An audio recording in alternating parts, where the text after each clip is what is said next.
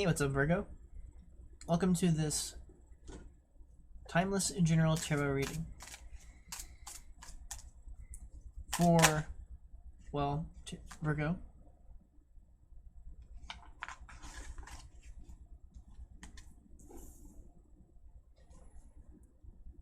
Hey, what's up, Virgo? Welcome to this timeless general tarot reading.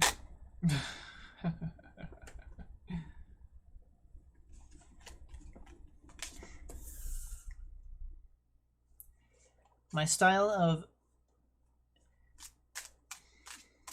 shuffling the tarot cards and gathering tarot cards to read for you is a bit different than you might have seen before. I'm not a fan of drawing cards off the top and laying them down. It feels hasty to me. Feels a little bit inauthentic, perhaps. I understand it works for others, and I understand why they do it. Because it makes sense that you might click off the video if the shuffling takes too long, but for my own style of tarot reading, I prefer to have a very clear drop, a very clear flip, or some kind of very clear extrusion out of the deck. Not just taking some cards off the top. And what do you know, for you, we're at 1.5 minutes and you've already had 2 cards drop. It took over 7 minutes in my last reading for Leo to get 2 cards. So it's quite a start, Virgo.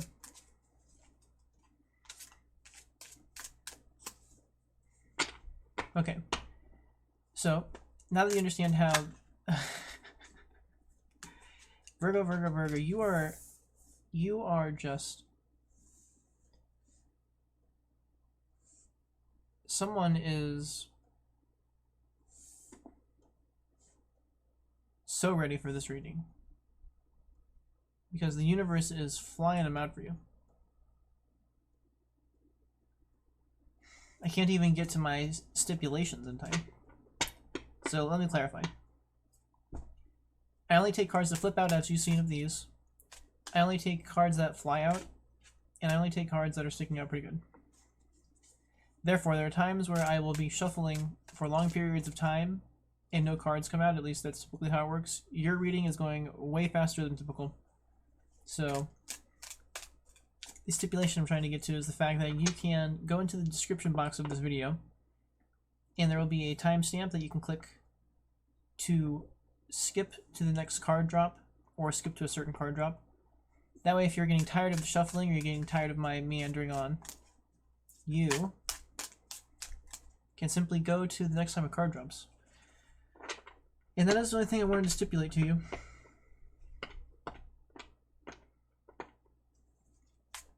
Before I started to figure out what this reading is all about, and you are just managing to get the cards today.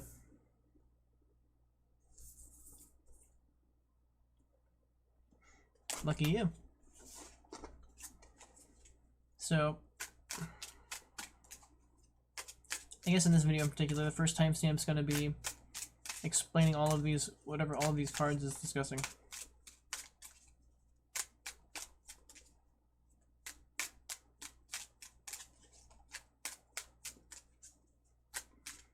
So, okay. Let's take these 4 cards to begin with. I'm not sure what's going on here, but some kind of... there's something that needs to end. And it's not pleasant because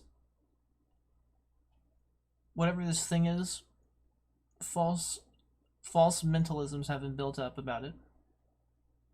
And getting over that often requires those mentalisms to fall. And it requires you to become disillusioned to the falsity in the mental momentum you've built up in this anxiety. and you have to come crashing down to a certain extent within your understanding of how accurate you are casting judgment, which is something you might even be understanding because you might understand that you're anxious in the first place. But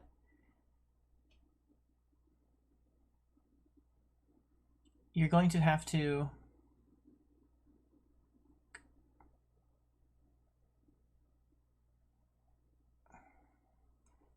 come down to realize that.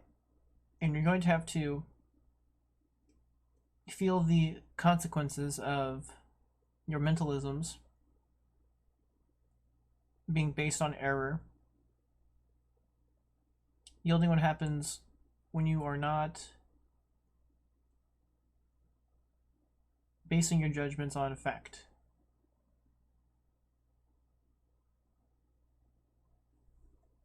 And that feels bad. And it can feel like a quote-unquote travesty, because it has to happen kind of in fashions like this. You have to get defeated.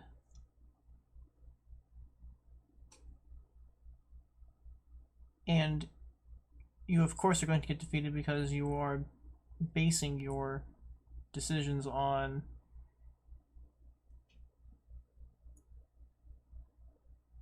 unfactual elements. And the universe deems that must come down. Because fact is what is real.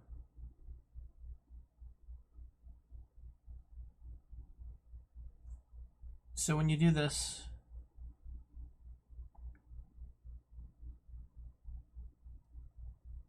you are opening yourself up to move beyond some kind of sorrow.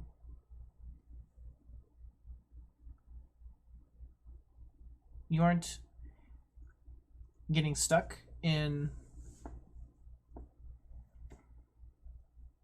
feeling bad for yourself. You are managing to overcome some emotional dissonance. So it's almost as if whatever this ending is,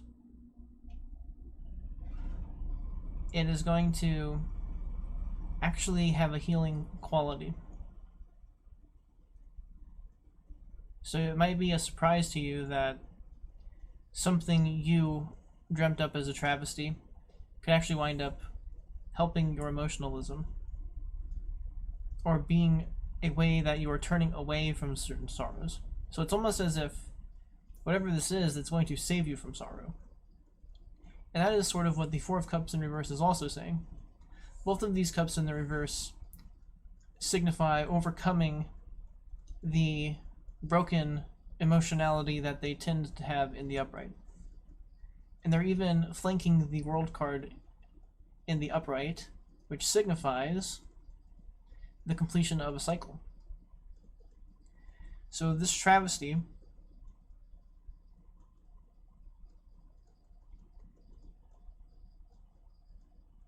yields you the completion of whatever these emotional burdens are.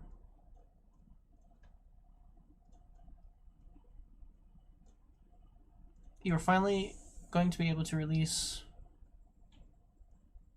whatever gets you to this position. And in the end, you're going to feel free. And you're going to feel complete.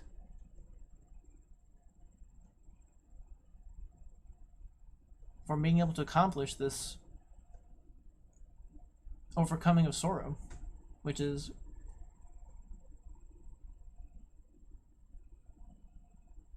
what is being depicted here.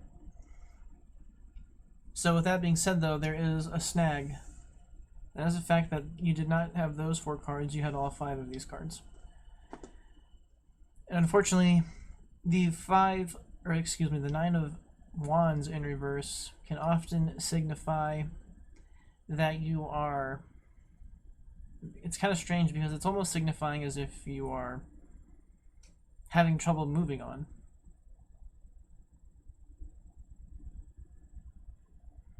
It often signifies that you are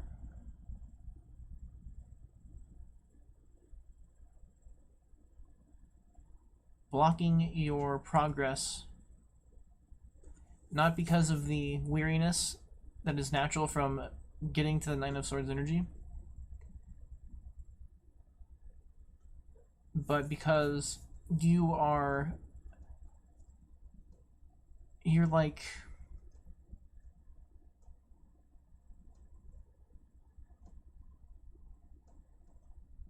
you are generating mental momentum about how you are annoyed at where you are. So whereas this position is, this person is not letting their weariness get them down. So even though they're weary, even though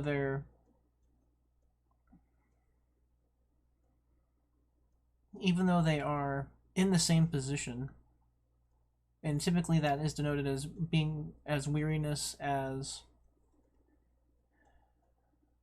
I'm losing it for some reason as to what else to say for that.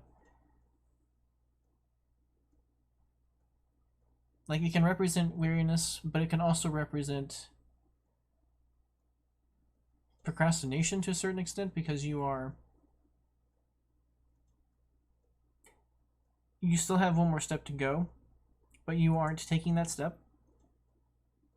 So it can represent a pause in that regard. And in the upright, that pause is often simply due to the weariness and the kind of taking a natural hold on the process to recuperate to a certain extent for the final push. When it's in the reverse, though,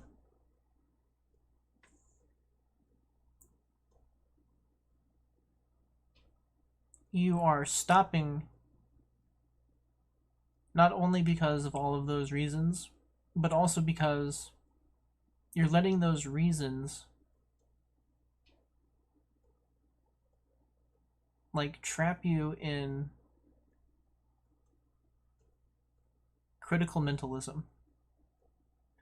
And that critical mentalism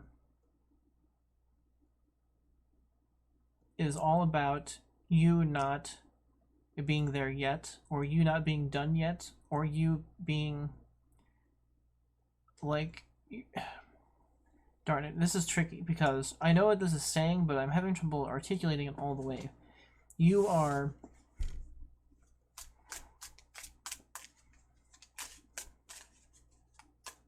and I hate to say it like this, but it's basically law of attraction. You are generating a mental law of attraction situation where, because of how you are focused on your problem, you are getting stuck in your problem. You are not just acknowledging the problem and mentalizing away past the Nine of Wands in this position, whereas in the reverse, you are attracting mentalism, or you're attracting a result based off of the quality of your mentalism, because that mentalism is focused on like why you are in the problem. And it's trapping you in the problem. Because and it's not because of what you're thinking exactly, it's also because of what you're feeling. You are feeling a certain way that is inspiring that mentalism within you. And it is a negative quality. Or like you feel bad doing this.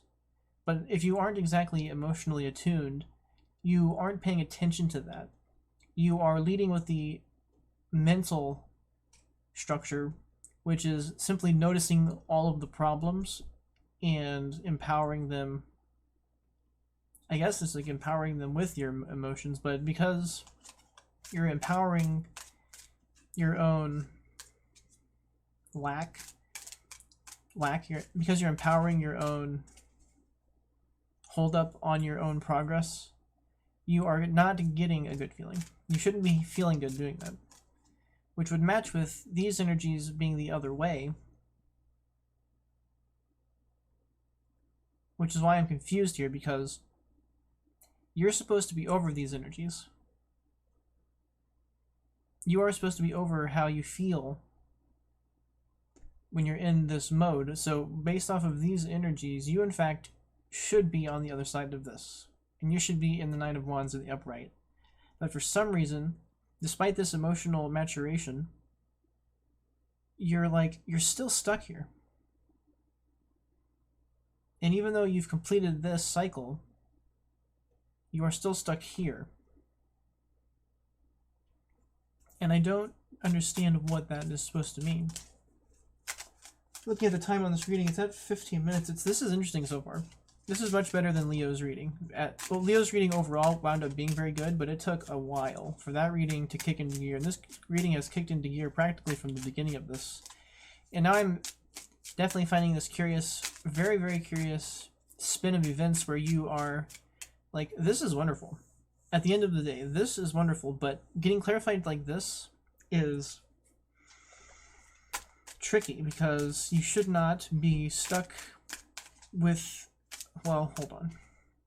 I suppose if you find yourself leading with your mentalism and you aren't,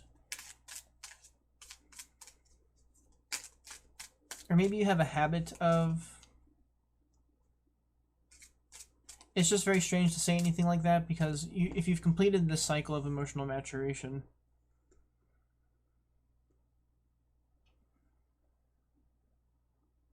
how are you messing this one up?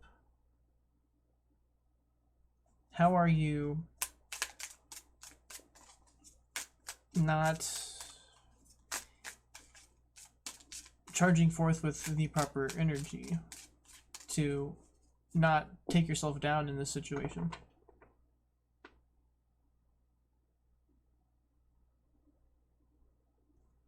I am not sure about this. I'm going to see if I can get another card here to clarify. And what, so very interesting here. You got the Ten of Cups and the Ace of Swords.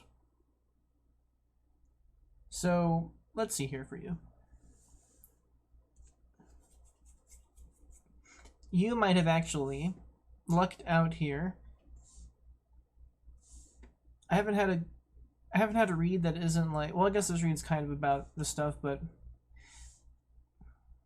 a lot of my other reads have, I think a lot of my reads today and yesterday were like all about something that the viewer is missing in themselves, and it is leading to certain downfalls for them. Like there's always, most of the readings have been about like flaws in their character traits, certain weaknesses of theirs. This is the first reading in like 6 or 7 readings that I've done where it's not actually calling you out on any weakness and character flaw, except for maybe right here just a smidgen, but it's clarifying severely well. So,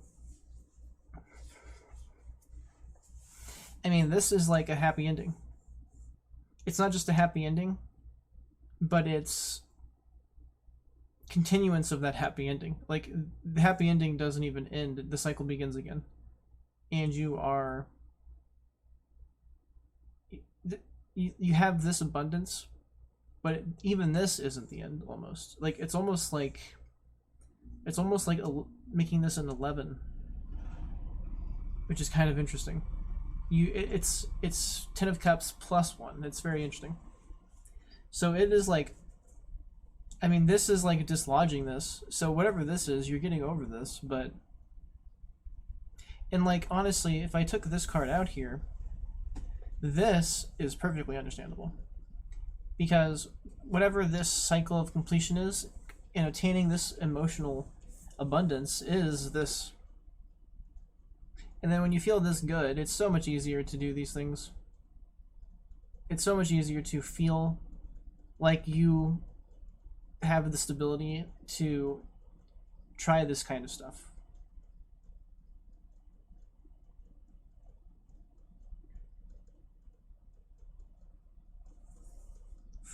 So I'm not sure why you have one little hurdle here between gaining your emotional capacities and reaping their rewards.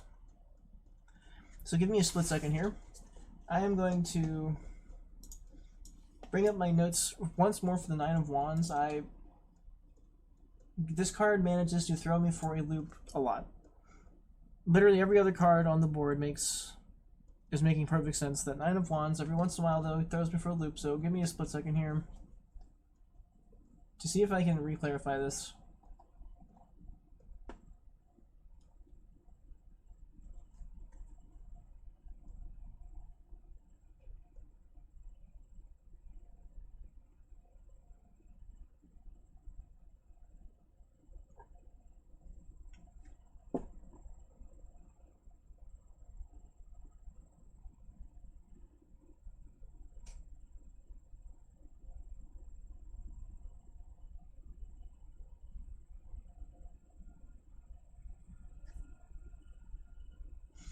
Okay, so the only thing I'm seeing here that's even close to relevant to this reading would be the fact that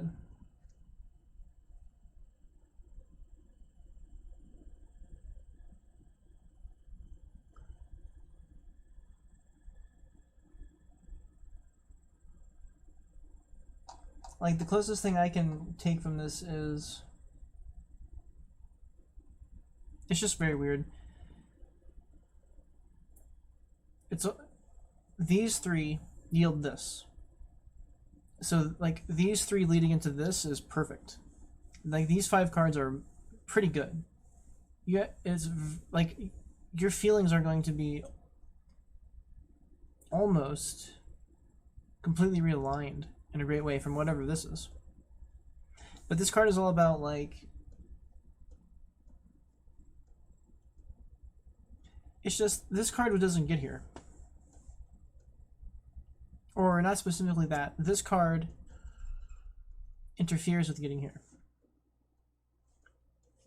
You are definitely not here when you're in this.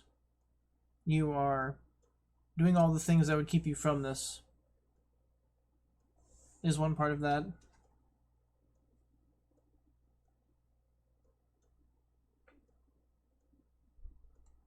This card can signify failing at the last second, but you're not failing at the last second.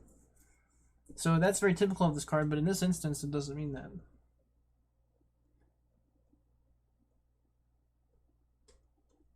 Lack of certain qualities, but you're not lacking in them. Something like perseverance, courage, persistence.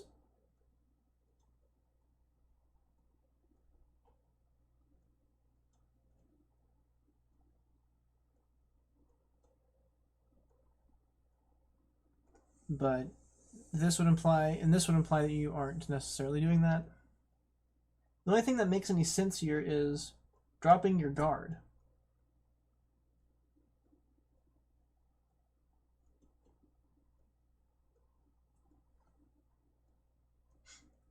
That is the only thing that resonates here, because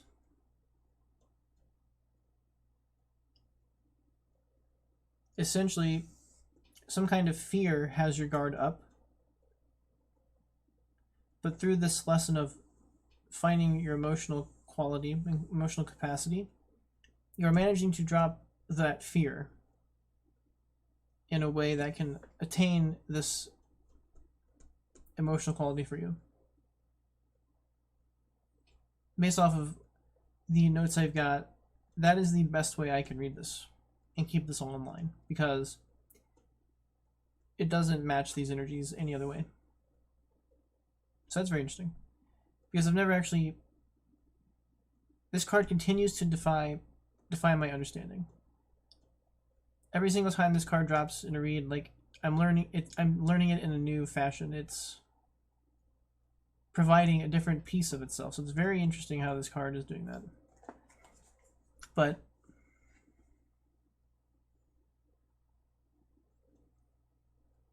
by dropping your guard, I would hate for that to mean gullibility. So I would hate for you to drop your guard kind of in a way that's not accurate. It's not about necessarily dropping your physical guard. It's kind of about dropping that mental, like, law of attraction issue I was talking about. So it's almost like your empowered emotions here allow you to drop the incorrect mentalisms that are preventing you from getting here. So I suppose that's possibly how that's supposed to be read. And that allows it to make some sense because the rest of it is pretty clear. You're going to go through something, and it's actually going to help you clear up your emotions.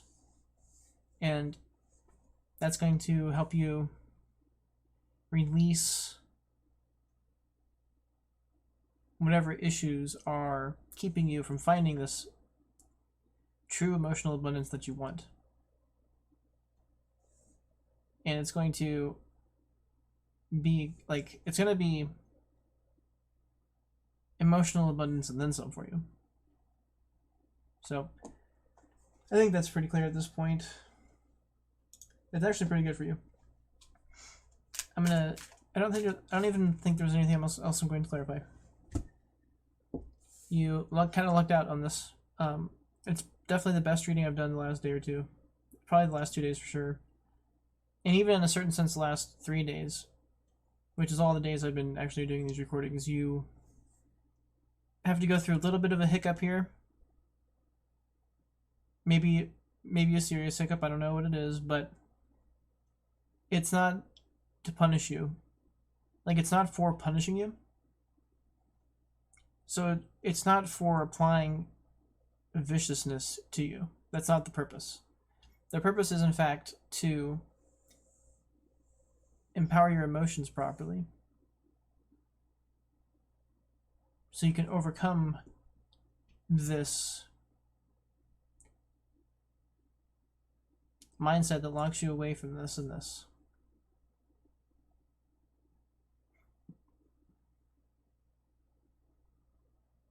So I don't know. There's no advice I can give you on what to turn around because none of this is in your power. The only part of this that's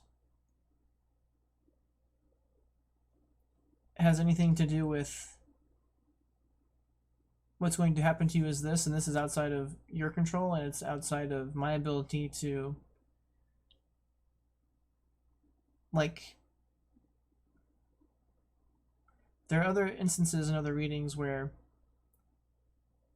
down the chain of momentum, there's an opportunity for you to turn it around. And you can actually, it allows you to, it allows me to give you a different route to take. But that's what's very unique about this reading is there is no other route to take.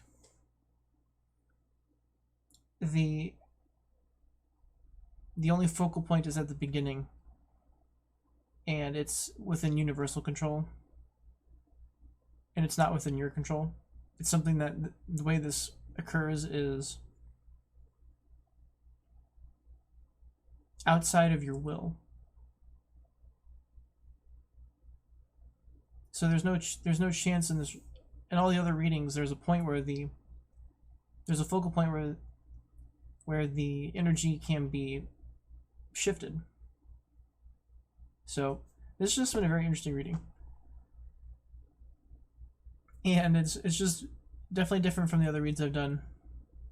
So I'm very happy that whomever this was for was here, because it's helped me to learn this card a little better. And honestly, I'm not really envious, but if I were to be envious about a situation, it would probably be this one. This is almost a dream come true, and that's pretty cool.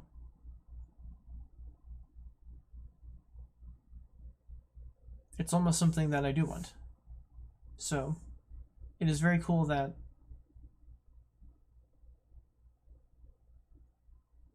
this could happen for you.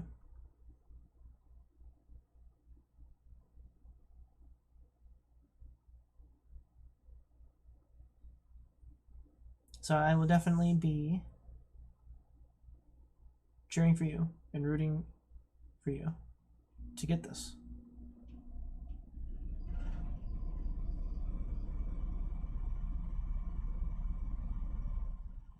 All right. There's not really anything else I can add here, so I'm going to cut this. Thank you very much, Virgo. This is very interesting. I hope you'll come back to see another one of these at some point. So take care and good luck.